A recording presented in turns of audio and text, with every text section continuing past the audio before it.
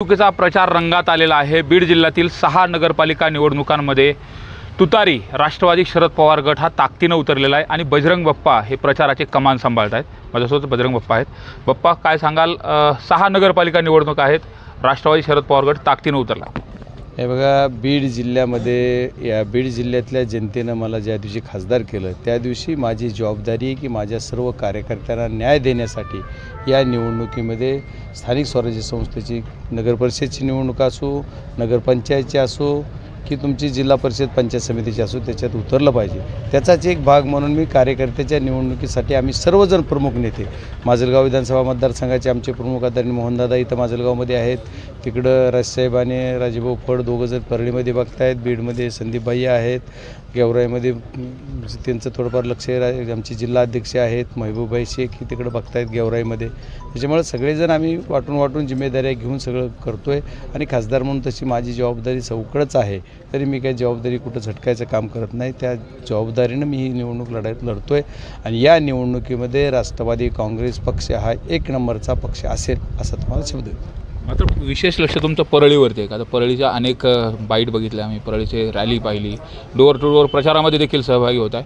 असं काय परळीमध्ये यावेळेस तुतारीचं हे करायचं ठरवलं आहे, तुतारी वाजवायचीच ठरवली? नाही, मी बीडमध्ये 6 नगरपरिषदेवर तुतारीचा झेंडा लागला पाहिजे, आमची सत्ता आली पाहिजे अशा म्हणूनच आम्ही काम करतो आहे। त्याच्यामुळं परळी वेगळं काही नाही, ते तुम्हाला तसं वाटतं आहे। आता मी धारूरमध्ये आहे, आता दुपारी माजलगावमध्ये आहे, असं थोडंच आहे की मी काल बीडला होतो, असं नाही की मी फक्त एकाच ह्याच्यात करतो। 6 आहे, अंबाजोगाईला रात्री होतो, म्हणजे प्रत्येक चौकड लक्ष आहे माझं। म्हणजे परळीत कसं आहे, परळीत लक्षच नसायचं कोणाचं म्हणते तुम्हाला परळी वाटते, तसं काही वेगळं काही नाही।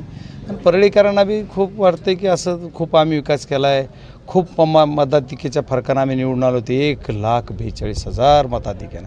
त्याच्यामुळे एकदा परळीत बघावं की लोकांच्या मनात काय आहे, खरंच लोकांच्या मनामध्ये काय रिप्लाय द्यायचा आहे त्यांना, त्याचं एकदा उत्तर आम्ही देण्यासाठी परळीमध्ये आहेत। खासदारांचं पोट दुखतंय असं काल तुमच्या मित्रांनी म्हणजे धनंजय मुंडेंनी म्हटलं। पोट दुखतंय बरोबर आहे त्यांचं, त्यांना जे वाटलं परळी नगर परिषदमधला अख्खा भ्रष्टाचार कुणी खाल्ला, रोड कुणी खाल्ले, नदी कुणी खाल्ली, आणखी काय काय खाल्लं, त्यांचं पोट दुखलं राव, माझं कसं दुखन, काय कारण आहे? त्याच्यामुळं माझं पोट दुखतंय म्हणण्याचं ह्यांचं पोट खाणार हे आणि पोट माझं कसं दुखन? परळीमध्ये हजारो कोटी रुपये खाल्लेत, तिथं पोट त्यांचं दुखन ना, माझं पोट दुखायचं काय विषय? पण ठीक आहे, आमचं पोट जर चांगलं भरलं तर आम्ही ढेकर चांगला देऊ म्हणा, तुम्ही काही काळजी करू नका। मात्र मुंडे बहीण भावाची युती जिल्ह्यामध्ये इतर कुठंच नाही, मात्र परळीमध्ये हे सगळे एकत्रित आलेले पाहायला मिळतात। युती फक्त बीड जिल्ह्यामध्ये फक्त परळीतच झाली, नवटंकी आहे हो, काय अशीच युती बिवती काही नाही। युती आहे, आम्हाला राष्ट्रवादीचे लोकही मदत करणार आहेत, आम्हाला भाजपचे लोकही मदत करणार, जसं लोकसभेला झालं का नाही, लोकसभेला कुठल्या पक्षविरहित लोकांनी मतं केले म्हणून तुम्ही सगळे माझे म्हणतो, तसं परळीमध्ये आम्हाला सगळे मदत करणार। त्यांनी कुठं बी शिवाय गेले चौकट फाटलेलं आहे, त्याच्या परळीचा लई विचार करू नका, तुम्ही बी नाही करीत, मी बी करीत नाही। आपण 2 तारखेला मतदान झाल्याच्यानंतर 3 तारखेला संध्याकाळी भेटू। मात्र लोकांच्या गाठीभेटी घेतल्या, तुम्ही परळीमध्ये सगळीकडे फिरलात, ती दहशत वगैरे अनेक भाषणामधून बोललं गेलं, काय वस्तुस्थितीवर घेतली? तुम्ही बघितले नाही का विधानसभेला लोकसभेला लोकांच्या बोटाला शाही की चल हो बाजूला? आम्ही तसं होऊ देणार नाही।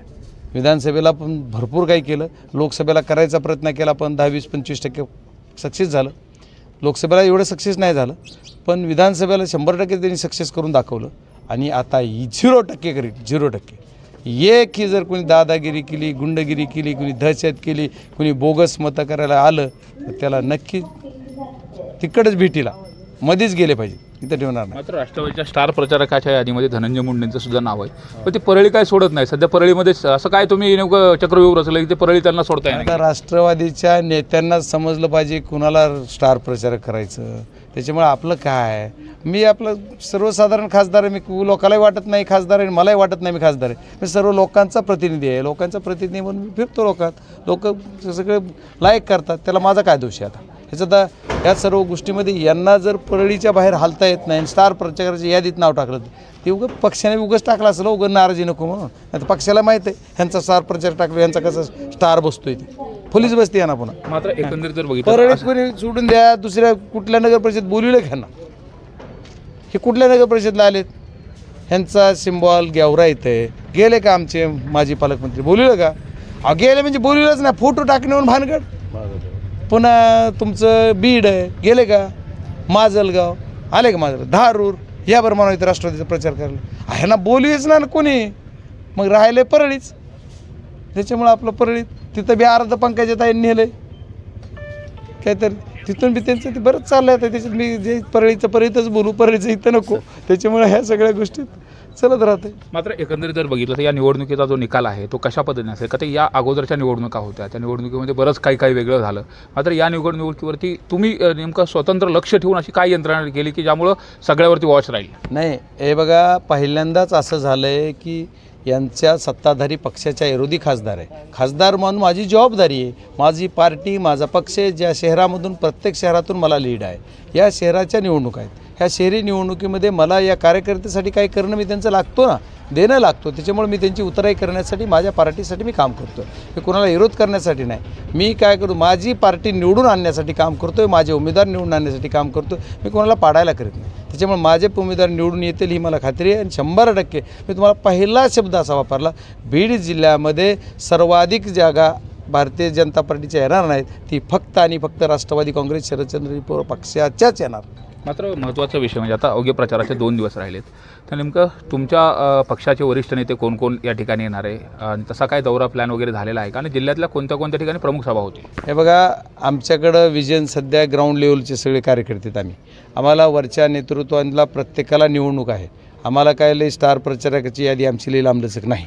त्याच्यामुळे आम्ही वरच्या नेत्याला कोणाला यायला वेळ मिळाला जसं होईल तसं आम्ही शेवटच्या उद्या कळेल कोण येतील ते. पण आम्ही आमचं ग्राउंडवर जाऊन लोकात आहेत, लोकांना सर्वांना वाटतं की तुम्ही सगळेजण येऊन भेटीगाठी करतात, ही काही खूप आहे. त्याच्यामुळे आम्ही रॅली करणार, सगळ्याला भेटणार. जिथं तिथं आमच्या विधानसभेचे प्रमुख मोहनदादा इथं आहेत, तिथं माजलगाव बघतील, इथं मी धारूरला आहेच, परळीला मी स्वतः बघणार आहे, बीडला आमदार आहेत, जिकडे तिकडे वेगळे माणसं जिथं तिथं अंबाजोगाईला आम्ही आघाडीमध्ये आहोत. त्याच्यामुळे आघाडीचा विषय तिथं वेगळा आहे. ते त्याच्यात तिथं रोमन साठे म्हणून ते बघतायत, गेवराईला महबूब शेख बघतात. त्याच्यामुळे इथं हे सगळे जिम्मेदार प्रमुखच आहेत. नाही हे सुद्धा प्रदेशचा युवकांचा अध्यक्ष आमचा महबूब आहे. त्याच्यामुळे सगळ्या आम्ही तुम्हाला जरी वाटत नसलो आम्ही प्रमुख आहेत तरी आम्ही जनतेने आम्हाला प्रमुख केलं ना. देशाच्या सर्वोच्च सभागृहामध्ये बीड जिल्ह्याचा सर्वोच्च करत असताना स्टार प्रचारक म्हणून उल्लेख केला? नाही, मी स्टार प्रचारक वगैरे काय, मी प्रचारक आहे, पार्टीचा घटक आहे, प्रचारक आहे. त्याच्यामुळे खासदार म्हणून माझी जबाबदारी पण आहे आणि खासदार म्हणून प्रमुख कार्यकर्ता आहे ना पक्षाचा. त्याच्यामुळे माझी जबाबदारी सर्वांवर कंट्रोल लक्ष ठेवून आहे, सगळं लक्ष ठेवून आहे. आणि आम्ही आमच्या सर्व नगर परिषद निवडून आणणार आणि आम्ही लढतोय चौकड. असं नाही आमचं की आम्ही कुठं काय इकडं असं तिकडं तसं. आम्ही आमचं सेपरेट लढतोय, फाईट आउट करून आम्ही निवडून येणार. आम्ही आमच्या विचाराशी आदरणीय शरदचंद्रजी पवार साहेबाचा विचार शेवटच्या घटकापर्यंत पोहोचतोय आणि मतदारांना विनंती करतोय आणि मतदार आमच्यावर विश्वास टाकतात. मात्र महत्त्वाचा विषय, धनंजय मुंडे यांनी त्यांच्या एका व्यक्तीची आठवण काढली, जाहीर सभेमधून आठवण काढली. त्याच्याकडे नेमकं कसं पाहता? तो आपला व्यक्ती आज व्यासपीठावरती नाही अशी खंत देखील बोलला. काय त्यांना निवडणुकीमध्ये आता जाणवलं हो, निवडणूक आली की जाणवतं म्हणून. जशी वेळ पडली की त्यांना कळतं असेल, मला असं वाटतं. पण मला खूपच आठवण येत असली तर जाण्यामध्ये कोणी बंधन घातलं भेटा. आम्हाला काही आमचं बंधन नाही, आमची अडचण नाही, आमचं काही ऑब्जेक्शन नाही. त्याच्यामुळे आम्ही त्याच्यावर काय बोलावं एवढं कशाला त्या गोष्टीला. आता त्यांना कसं झालं सभेला त्या दिवशी माणसं बिनसं काही झालं असेल त्यांची, तिथलं कुणी येऊ देणी जाऊ देणी असं काही झालं असेल. आता त्याच्यावर मी कसं बोलू? निवडणुकीतच आठवण येणं मग ते मला कसं सांगता येईल? आता त्यांनाच विचारा तुम्ही निवडणुकीत तुम्हाला कशी आठवण आली? 1 वर्ष कशी? तुम्ही मित्र देखील होते. मी मित्र आज बी आहे हो. मैत्री हा विषय वेगळा, राजकारण हा विषय वेगळा. मी मैत्री नाही असं डिनाय केलं कधी, मित्र नव्हतो असं. आज बी मैत्री नाही असं म्हणलं का? कारण कसं असतं, एखादा जन्म आईवडिलांचा पोटून एखाद्याचा झाला तर ते माझे आईवडील आहेत, तसे ते माझे मित्र आहेत ना. उद्या जरी एखादी मुलगी दुसऱ्याच्या इथं नांदाई गेली तरी ती त्या आईवडिलांची तेवढी लाडकी असती. त्याच्यामुळे मी ठीक आहे, मैत्रीत काय असेल ते असू द्या मला, पण मैत्री आहे माझी. उद्या संतोष देशमुख हत्या प्रकरणाला 1 वर्ष पूर्ण होतं आणि उद्या त्यांच्या पुण्यतिथी आहे. तिथं कार्यक्रम देखील आयोजित केला. 1 वर्ष झालं आहे तब्बल. काल न्यायालयाने सांगत असताना सुद्धा कृष्ण आंधळे फरार आहे. तो का आहे असा तपास यंत्रणेला प्रश्न विचारला. एवढंच नाही तर चार्ज देखील अद्यापर्यंत फाईल झाला नाही. नेमकं फास्ट ट्रॅक कोर्टाच्या अनुषंगाने तुम्ही देखील मागणी करत होता, अनेकांनी मागणी केली होती. उद्या त्यांचं वर्ष पूर्ण होतं आहे. त्या अनुषंगाने नेमकी काय तुमची भावना असेल, काय प्रतिक्रिया असेल? बघा, पहिल्यांदा 1 वर्ष मराठी तिथीप्रमाणे त्यांना उद्या होतं आहे. ते मी आता पुण्यतिथीच्या निमित्ताने बीड जिल्ह्याचा खासदार आहे, त्यांना मी श्रद्धांजली अर्पण करेल. आणि दुसरा विषय असा आहे की त्यांच्या कुटुंबाला 1 वर्ष दुःखात सहन करावं लागलं.